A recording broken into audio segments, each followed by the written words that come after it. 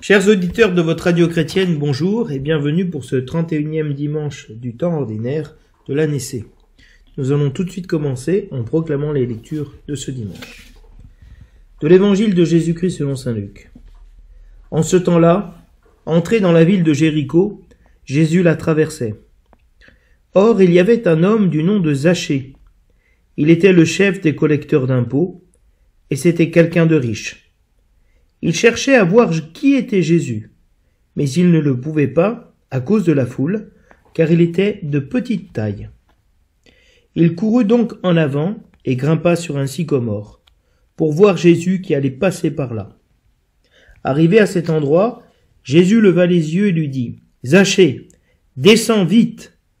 Aujourd'hui, il faut que j'aille demeurer dans ta maison. » Vite, il descendit et reçut Jésus avec joie. Voyant cela, tous récriminaient.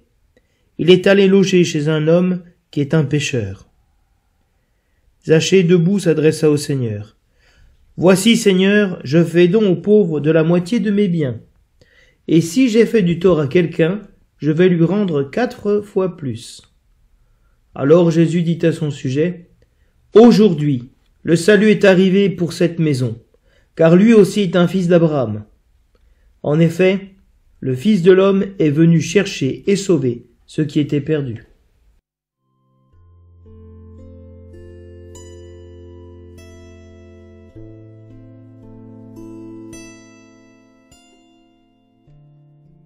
Du livre de la sagesse.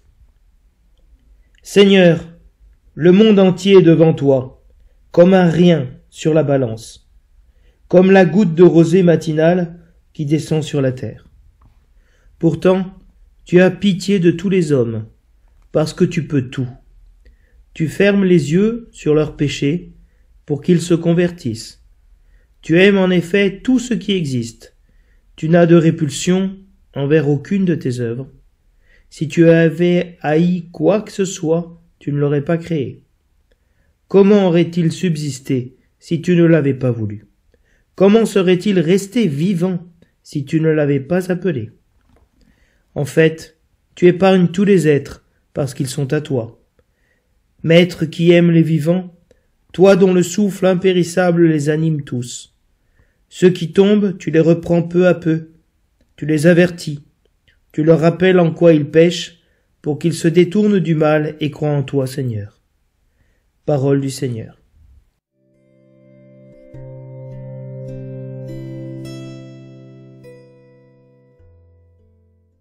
Le refrain du psaume nous dit « Mon Dieu, mon roi, je bénirai ton nom toujours et à jamais. » Je t'exalterai, mon Dieu, mon roi, je bénirai ton nom toujours et à jamais.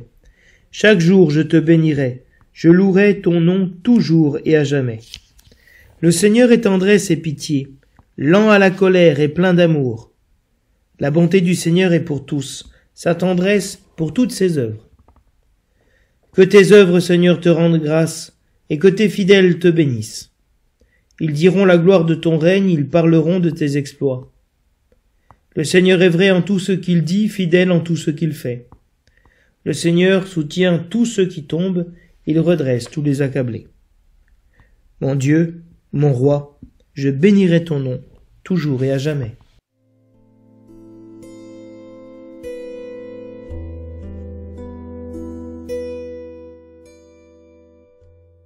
De la deuxième épître de saint Paul aux Thessaloniciens. Frères, nous prions pour vous à tout moment, afin que notre Dieu vous trouve digne de l'appel qu'il vous a adressé. Par sa puissance, qu'il vous donne d'accomplir tout le bien que vous désirez, et qu'il rende active votre foi.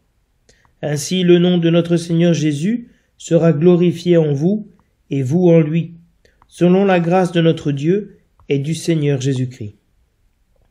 Frères, nous avons une demande à vous faire, à propos de la venue de notre Seigneur Jésus-Christ, et de notre rassemblement auprès de lui.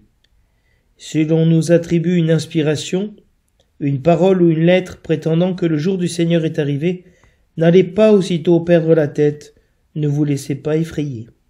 Parole du Seigneur.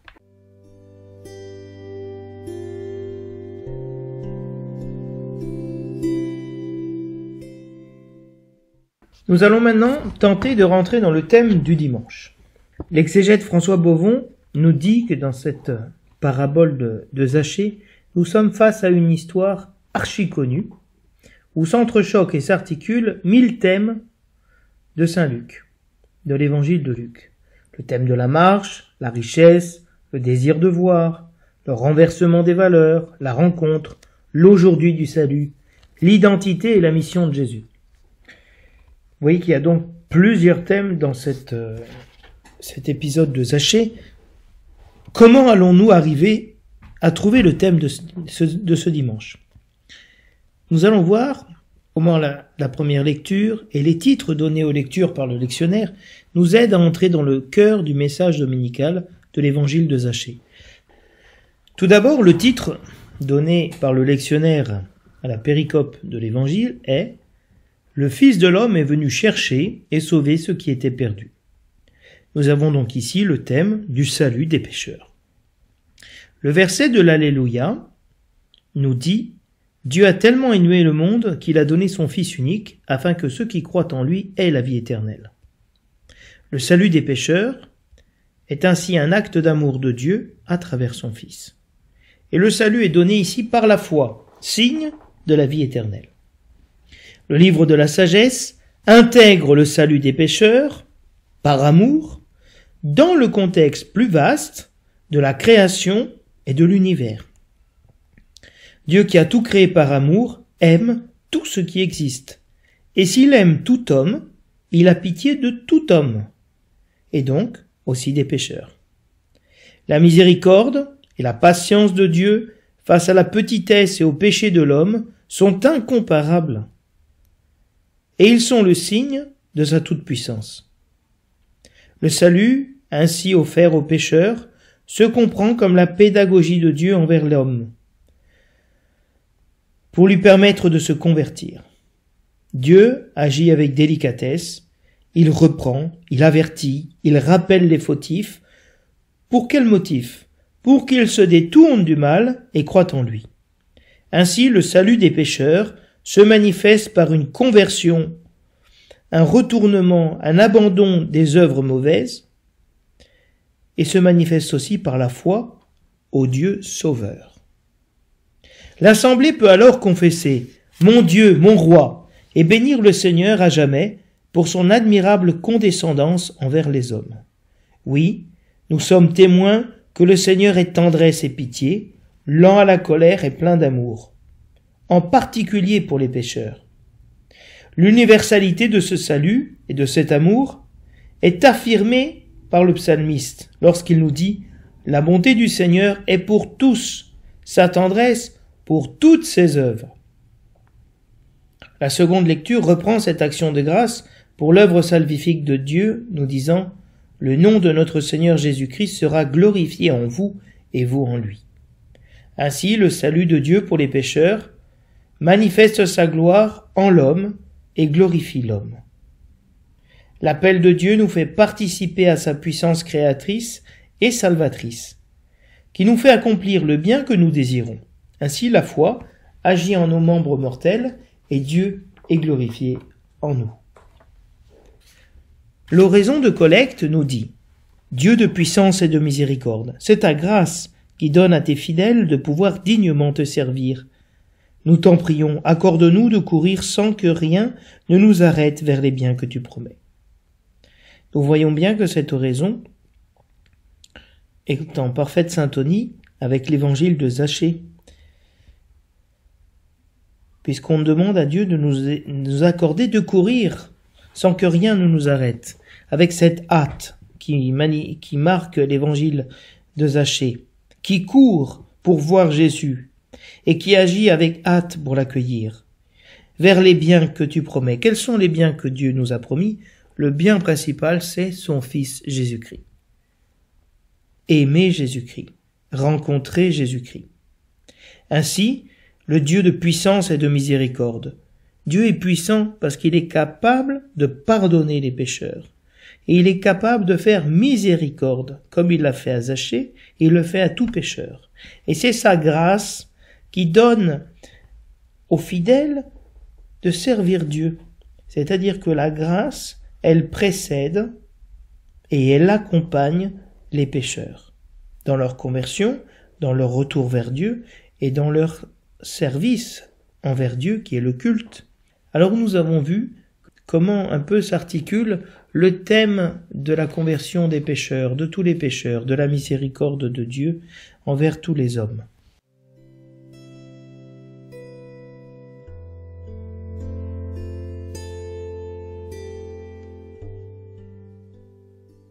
Le lectionnaire va donner à l'évangile de Zachée le titre suivant. Le Fils de l'homme est venu chercher et sauver ce qui était perdu. C'est très intéressant parce que pour beaucoup de personnes, ce dimanche est celui de Zachée. Parce que Zachée représente la figure principale de l'évangile de ce dimanche. Si la liturgie nous parle bien de Zachée, c'est parce qu'il est la manifestation d'une réalité plus profonde et plus universelle. Le Fils de l'homme est venu chercher et sauver ce qui était perdu. La finale de la scène en devient ainsi la pointe et fait écho à la morale des paraboles de la miséricorde que nous retrouvons au chapitre 15 de l'évangile de Luc. Lorsqu'il s'agit de la brebis perdue, de la drachme perdue et du fils prodigue, nous sommes face à un leitmotiv, un refrain propre à Luc. Le Fils de l'homme est venu chercher et sauver ce qui était perdu. Le verset final nous présente donc le récit de Zachée comme un récit de salut, puisque Jésus est venu sauver ce qui était perdu. Que signifie le nom de Zachée ? Zachée signifie le pur, le droit, l'innocent. Si il correspond à une autre racine que Zakhar, la pureté, la justice, il est lié à Zacharie, Zikaron, le souvenir, Dieu se souvient, à la racine de la mémoire, de ce qu'on nomme, de ce dont on se souvient. La question que nous posons ici, est-ce que le nom de Zachée est un nom ou un sobriquet ? Jésus utilise ce nom pour appeler cet homme dans la foule. Celui qui est rendu pur, celui qui est rendu innocent, déclaré innocent, acquitté, Zachée. Le chef des publicains porte un nom de pharisien. Quel scandale! Le pur, lui, le collaborateur du pouvoir romain. Nous sommes dans la même dynamique que la semaine dernière, où le pharisien était rempli d'un orgueil de publicain, et le publicain était habité par la piété profonde des pharisiens. Zachée est publicain en chef, c'est-à-dire un archétype, un modèle de tous les publicains. Et Jésus va, à travers la conversion du chef, inviter tous les publicains à en faire de même. En effet, l'essor du christianisme est souvent passé par la conversion du chef, du modèle, du roi, qui fit entrer tout le peuple dans la foi chrétienne. Jésus arrive à Jéricho pour monter à Jérusalem et pour y vivre sa passion, dans une ville réputée comme étant, on pourrait dire, la Las Vegas de la Terre Sainte. Jésus entre pour faire tomber les murs de Jéricho qui séparaient les justes et les pécheurs. Nous sommes comme face à une annonce prophétique de la mission de Jésus qu'il est sur le point d'accomplir à Jérusalem. Venir chercher et sauver ce qui était perdu. Mais déjà, en arrivant proche de Jéricho, Jésus avait guéri l'aveugle de Jéricho. Ainsi, Zachée veut voir celui qui a redonné la vue à l'aveugle et espère probablement voir celui qui va lui redonner la vue. Luc présente un homme, Zachée, par son nom, sa profession et sa catégorie sociale, riche. Et il stipule que celui-ci n'arrive pas à atteindre son but. Son but est voir Jésus. Mais qui trouve finalement le moyen d'arriver à ses fins pour voir Jésus. Le verbe zeteo, chercher, est très significatif chez Luc parce qu'il indique Le fait de chercher la vérité, de chercher la santé, de chercher un sens à la vie ou de chercher le salut. Ainsi Hérode, lui aussi, cherchait à voir Jésus. Donc, voir est pour Luc à la fois le verbe de la vue et une métaphore de la foi, de l'amour, de la connaissance. Mais surprise, Zachée voulait voir Jésus et Jésus voulait le voir et passer du temps avec lui, chez lui. Zachée n'aura pas seulement vu Jésus, mais sa miséricorde, et se sera vu appelé par son nom devant tous, choisi au milieu de tous. Nous sommes dans une scène de révélation où les verbes de vision sont si importants. Zachée veut voir qui est Jésus. Il monte sur le sycomore pour le voir passer. Jésus lève les yeux pour voir Zachée. Tous, ayant vu ce qui se passait, affirment, il est allé manger chez un pêcheur. Tous ont pu voir la conversion d'un pêcheur, d'un homme perdu. Ils ont tous pu voir le salut amené par Jésus-Christ à Zachée. Jésus se révèle comme celui qui est venu chercher et sauver ce qui était perdu. Luc s'intéresse à la petitesse de Zachée, à ce défaut, cette limite physique, qui devient un tremplin pour la rencontre avec Jésus. La foule, elle aussi, est un obstacle entre Jésus et Zachée, que ce soit pour le voir ou pour aller chez lui. C'est très intéressant de voir ces deux libertés se rencontrer malgré la foule. Et Jésus et Zachée posent un acte de liberté, un acte de foi devant les foules. Zachée monte sur les racines du sycomore. Vous savez que le sycomore est un arbre qui était perçu dans l'Antiquité comme un figuier sauvage, portant des fruits, mais qu'il fallait pincer pour qu'ils deviennent mangeables. C'était un figuier, si vous voulez, sauvage, presque stérile. C'est l'image de la vie stérile de Zachée, dont la rencontre avec Jésus lui donnera une postérité, puisqu'à chaque fois qu'on proclame cet évangile de Zachée, on fait mémoire de lui et de ce qu'il a fait, de cette rencontre avec Jésus. Il monte donc sur la racine de ce sycomore, qui est un figuier avec des racines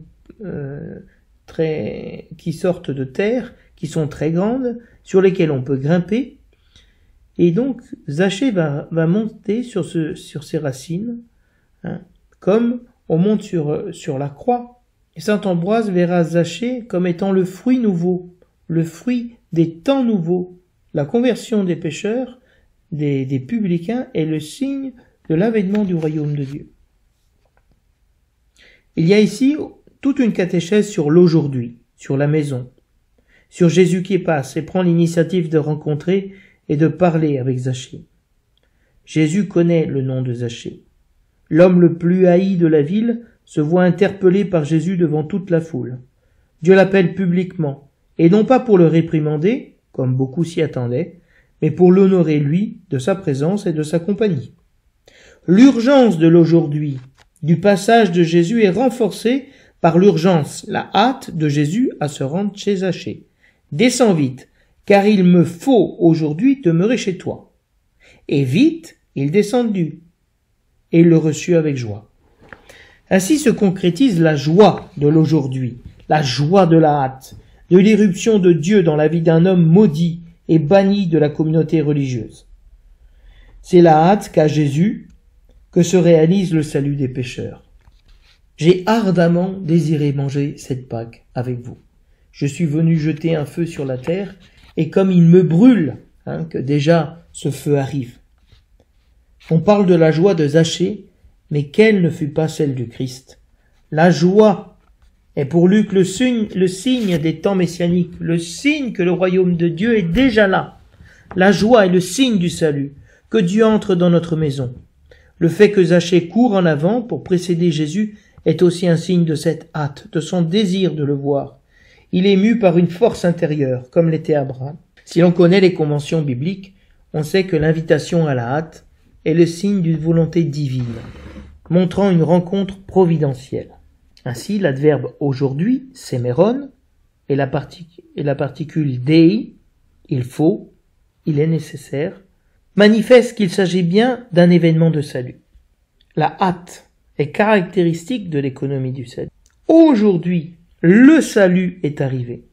Nous sommes bien face à un événement de salut qui ne concerne pas seulement Zachée, mais tout ce qui était perdu. Le fait qu'il y ait un aujourd'hui signifie qu'il y aura un demain et qu'il y a donc un nouveau départ, un effacement de la dette d'hier pour vivre l'aujourd'hui de la foi et du salut.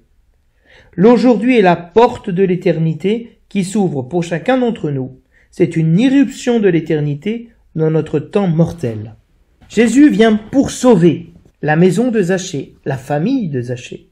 Il veut entrer dans la maison, dans l'intimité, dans la vie de cet homme. Je suis à la porte et je frappe, celui qui m'ouvrira. Le Père et moi, nous entrerons et nous prendrons le repas avec lui, nous dit Jésus dans l'Apocalypse. Le terme utilisé pour montrer que tous murmurent contre Zachée et Jésus est le même terme qui exprime l'attitude fondamentale du peuple d'Israël dans le désert, le peuple murmure. Yagoguzo.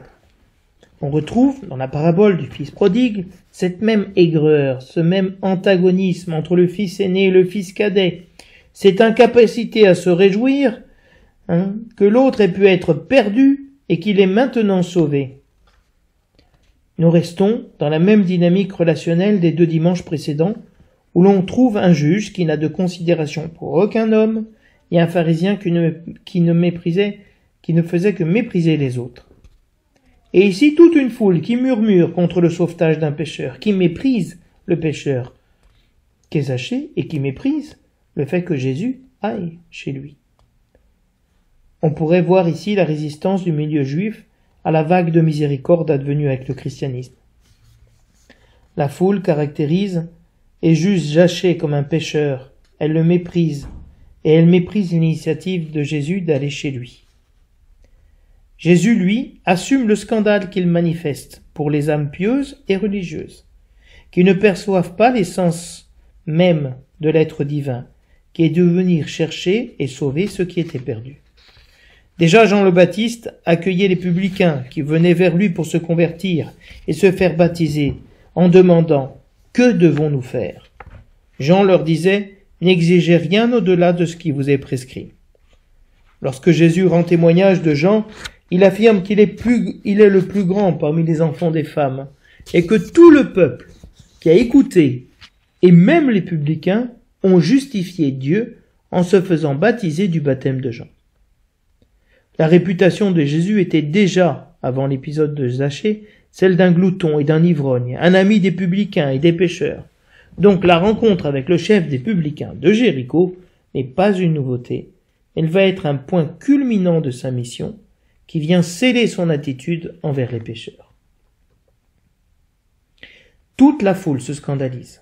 C'est donc un signe très fort et déterminé que Jésus est venu poser à Jéricho. Et cette rumeur arrivera vite à Jérusalem. En visitant Zachée, Jésus vient sceller la générosité de cet homme et signale que le cœur de cet homme n'était pas aussi mauvais qu'on pouvait le penser. Le pécheur public pratique ici une pénitence publique et s'afflige une justice que Jésus n'avait pas demandée. Jésus a su d'un coup d'œil lire le cœur de l'homme pécheur, mais capable d'une grande générosité. Mais pour écarter toute critique, comme quoi il est plus facile de faire la charité que la justice, Zachée, après avoir offert en aumône la moitié de ses biens, va faire justice à ceux qu'il a extorqués. Ainsi il fait la charité, sans omettre de faire la justice. Il ne donne pas la totalité de ses biens aux pauvres, c'est justement pour faire justice à ceux qu'il a extorqués. Il ne fait pas la charité au détriment de la justice, comme beaucoup y sont tentés. Vous ne pouvez servir Dieu et l'argent. En rencontrant Jésus-Christ, Zachée méprise l'argent pour aimer Dieu. La rencontre avec Jésus a toujours une répercussion sur le portefeuille, comme un signe tangible et véridique de la rencontre divine. Le roi David exige que l'homme qui avait pris l'agnelle de l'homme pauvre pour la prêter à l'homme arrivé chez lui donne compensation au quadruple pour avoir commis cette action et n'avoir pas eu de pitié. Zachée qui connaît cet épisode, agit de même. Jésus réintègre le publicain, celui qui est haï de tous. Il le réintègre dans la lignée des fils d'Abraham. Il lui redonne part à l'alliance et à la promesse, comme il le fit jadis pour Moïse, fils d'Aaron, qui avait été réintégré dans la lignée d'Abraham. Lui, le fils de l'Égyptien. Dieu prend Zachée dans le sein d'Abraham. Les pécheurs font partie eux aussi du plan de salut de Dieu, le plan que Dieu prépare pour tous les hommes. Le péché avait éloigné Zachée de la promesse du salut. Jésus le réintègre dans la promesse faite à Abraham et à sa descendance à jamais. C'est intéressant qu'autour d'un arbre se joue une rencontre d'un autre type, entre un pécheur et son Créateur. Monté sur le bois de la croix, comme le verront les pères de l'Église, Zachée, le pécheur public, est la figure du vieil Adam, le vieil homme, qui voit passer son Créateur, qui le cherche pour le sauver. Comme jadis Adam, Zachée confesse sa faute. Si j'ai extorqué quelque chose à quelqu'un, je lui rends le quadruple.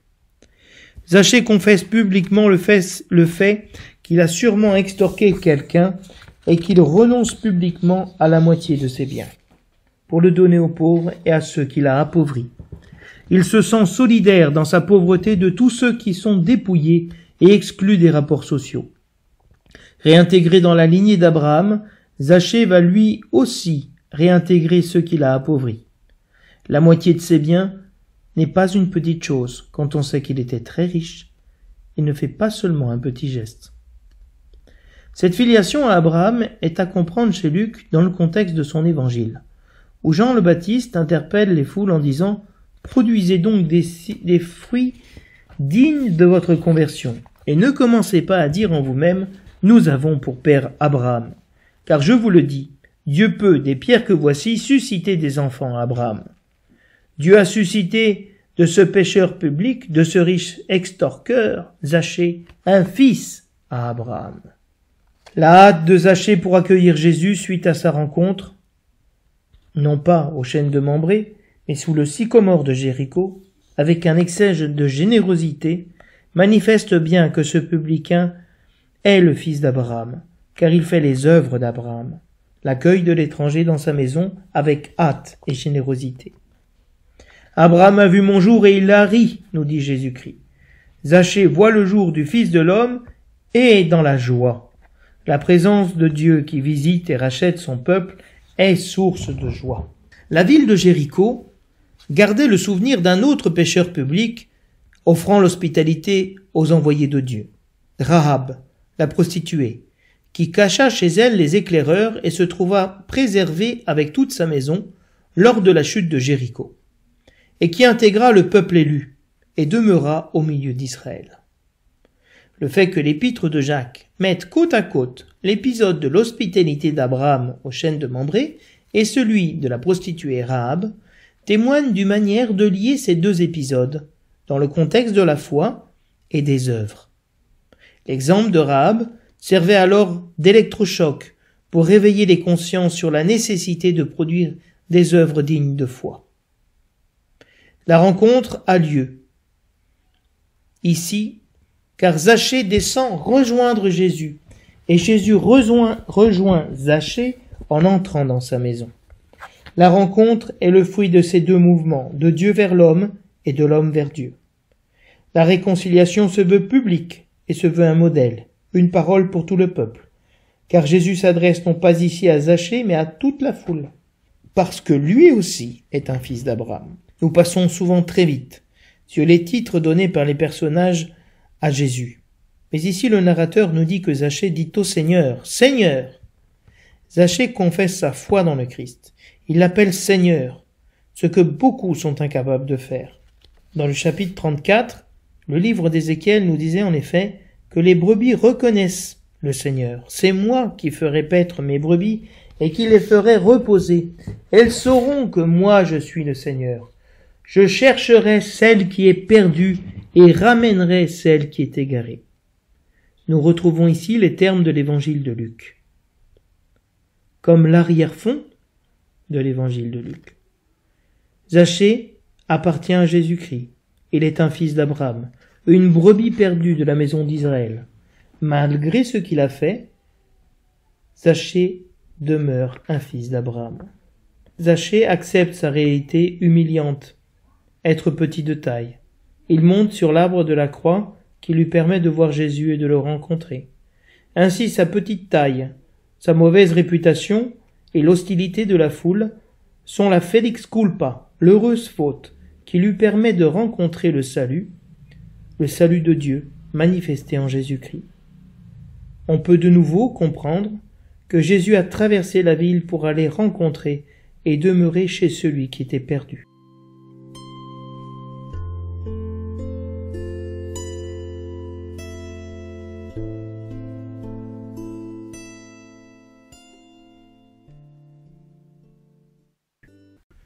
La première lecture est tirée du livre de la sagesse. Le titre donné par le lectionnaire « Tu as pitié de tous les hommes parce que tu aimes tout ce qui existe ». Cette première lecture réfléchit sur le rapport entre la puissance de Dieu et sa miséricorde, entre sa force et sa tendresse, sa délicatesse. C'est parce qu'il est fort qu'il est capable de tendresse. La disproportion entre sa grandeur et la fragilité du cosmos et de tous les êtres s'appelle l'inestimable condescendance de sa grâce, chantée dans l'exultète à l'entrée de la veillée pascale. Ainsi s'exprime la pitié et l'amour de Dieu envers son œuvre fragile, sa condescendance. Par nature, l'homme s'égare et pêche contre Dieu et son prochain. L'égarement de la créature suscite la pitié du Créateur. Dieu ferme les yeux sur les péchés des hommes pour qu'ils se convertissent, en attendant la conversion de tous, sans faire de différence entre les personnes. Si Dieu a créé par amour et pour aimer, il n'aurait créé quelque chose de détestable. Il crée ce qu'il aime, et aime donc toutes ses créatures. L'arrière-fond du livre de la sagesse est le chapitre 1 de la Genèse. Dieu vit que cela était bon. Dieu vit tout ce qu'il avait fait et c'était très bon. Cette lecture ouvre les lectures de la veillée pascale, de la nuit de Pâques, de voir que tout ce qu'avait fait Dieu était très bon. Que ça soit l'œuvre de la création, ou comme nous le voyons dans l'évangile avec Zachée, l'œuvre de la rédemption. Si toutes les choses subsistent, c'est que Dieu veut qu'elles subsistent par son amour. Parce que l'Esprit de Dieu habite tout ce qui existe. La pédagogie de Dieu est celle de ménager sa créature. Il corrige, il rappelle, il exhorte. Il n'agit pas avec brutalité envers sa créature, mais il la respecte son rythme. Le Dieu du Sinaï est un Dieu de tendresse et d'amour, lent à la colère, riche en grâce et plein d'amour. Voici le credo d'Israël. Si l'homme pêche, c'est par ignorance et méconnaissance de la nature de Dieu. Jésus-Christ dira sur la croix, « Père, pardonne-leur, ils ne savent pas ce qu'ils font. » La première lecture nous aide donc à lire l'épisode de Zachée comme la recherche du pécheur par Dieu et la longue patience de Dieu qui l'attend et le transforme. La patience de Dieu précède et est à la recherche de Zachée. Il y a donc une différence entre l'homme dans la vision de Dieu, l'homme dans sa propre vision, et l'homme pécheur dans la vision d'une foule qui est scandalisée qu'une telle miséricorde soit déversée sur Zachée. L'Évangile et la première lecture attaquent le fond moraliste et légaliste qui nous habite tous. Nous voulons la mort du pécheur et non pas qu'il se convertisse et qu'il vive, car nous pensons que le mal doit être éradiqué, en éradiquant les pécheurs. Mais Dieu pense le contraire. Et cette lecture du livre de la sagesse nous aide à voir le projet de Dieu, le dessein de Dieu. le temps de Dieu dans son rapport avec sa créature, avec les pécheurs. Parce que Dieu est vraiment bon envers tous les hommes, et particulièrement envers ceux qui se détournent de lui. La réponse à cette lecture est donnée par le psaume. « Mon Dieu, mon roi, je bénirai ton nom toujours et à jamais. » Le psaume fait écho à la première lecture à laquelle il répond et qui l'amplifie. Toute la création peut bénir le Seigneur, car la bonté du Seigneur est pour tous, et sa tendresse pour toutes ses créatures. Il y a une véritable unité entre le psaume et la lecture de la sagesse, qui participent tous deux de la vision créatrice de Dieu et de l'action de la providence de Dieu envers ses créatures. Dieu soutient sa création et Dieu soutient ses créatures. Si le livre de la sagesse disait « Ceux qui tombent, tu les reprends peu à peu », le psaume enchérit. Le Seigneur soutient tous ceux qui tombent, il redresse les accablés.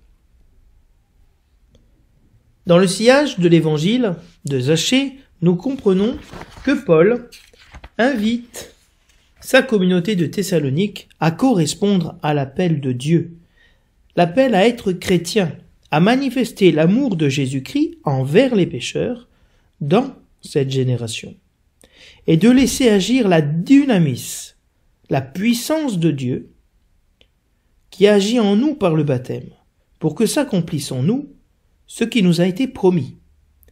Être semblable à celui qui nous a aimés. Aimer comme il nous a aimés. Ainsi, le chrétien peut aimer les pécheurs, parce que Dieu l'a aimé pécheur, parce qu'il s'est reconnu pécheur. Et quand il voit un pécheur, il voit cet homme dans le dessein de Dieu, dans la patience de Dieu. Ainsi, notre foi et notre agir visent à glorifier le nom de notre Seigneur en nous. Paul prie pour que l'appel que nous avons reçu et l'aspiration au bien que nous avons puissent se réaliser. Parce que nous vivons tous ce drame dont parle saint Paul, le bien que nous voulons faire, nous n'arrivons pas à le faire, et c'est le mal que nous faisons. Ainsi, nous avons tous cette aspiration à agir bien envers les pécheurs. Et Paul prie pour que nous puissions agir bien, par la grâce du baptême.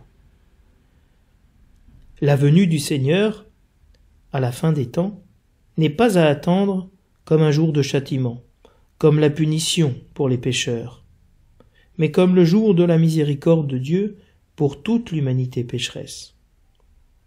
Ainsi, le chrétien n'est pas appelé à s'effrayer, comme dit saint Paul, d'avoir peur d'un Dieu juge. De Dieu juge et sauveur, pas d'autre Dieu que toi.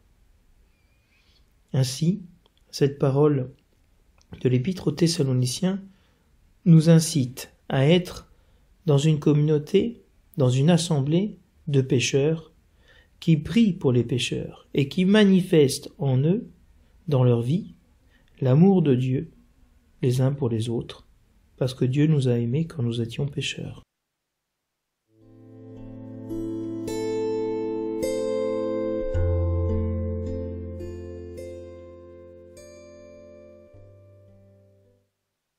Donc je vous donne rendez-vous la semaine prochaine pour une autre émission pour commenter les lectures du dimanche. Je vous souhaite à tous et à toutes un bon dimanche et prions les uns pour les autres. Au revoir.